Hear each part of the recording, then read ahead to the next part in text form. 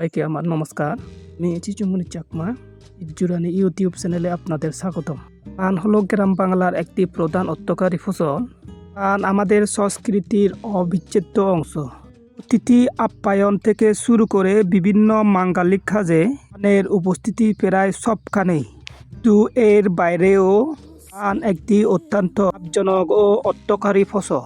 আধুনিক পদ্ধতিতে পান চাষ করলে কিভাবে একজন কৃষকের জীবন বদলে দিতে পারে সেই বিষয়টি সংক্ষেপে তুলে ধরব। পানের জন্য উঁচু ও রোদযুক্ত জমি দরকার, যেখানে সাধারণত পানি জমে না।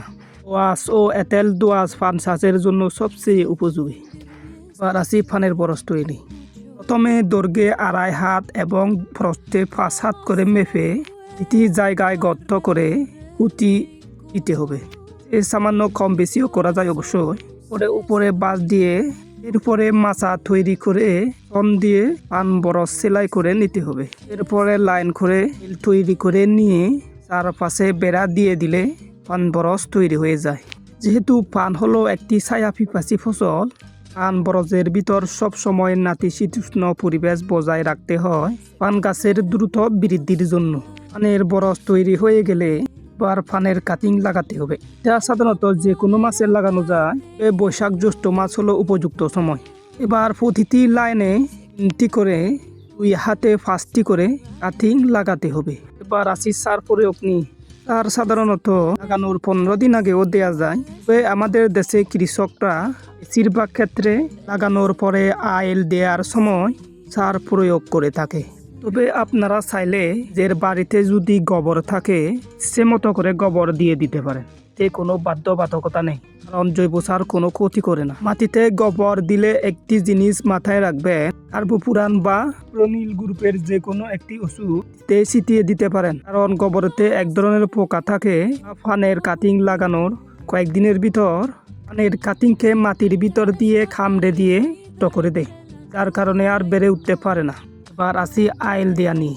কাটিং লাগানোর 1 মাসের ভিতর মাটির উর্বরতা বেড়ে টিএসপি, এমওপি, জিপসাম, মাটি শোধনের জন্য যে কোনো ট্রাইকোডার্মা বা কার্বেন্ডাজিম বা গজেব সবটুকু মিশিয়ে কম বেশি করাও যায়। আপনাদের প্রয়োজন অনুযায়ী আপনারা মিশিয়ে নেবেন। এরপর ছিটিয়ে দিয়ে আইলের উপর মাটি তুলে দিতে হবে। তুলে দেওয়ার কয়েকদিন পর মাটিগুলো কয়েকদিনের ভিতর গাড়িয়ে নিয়ে পানের আগাটি মাটির সাথে বেঁধে দিতে হবে।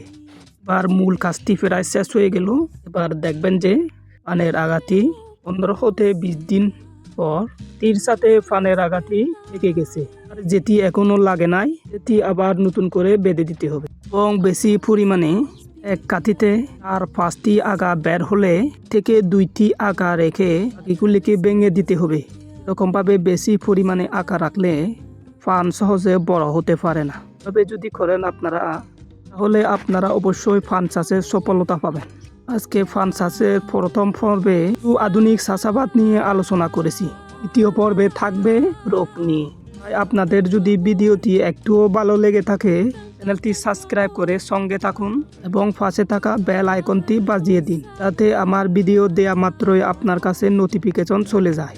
দ্বিতীয়টি যে ফান বরজটি দেখতে পাচ্ছেন, এই ফান বরজের প্রতিটি কাজে আধুনিক প্রযুক্তি অবলম্বন করা হয়েছে, কারণে এই কৃষক অনেক লাভবান হয়েছে এই ফান বরজ থেকে। আপনারা অবশ্যই ফান বরজের জন্য এই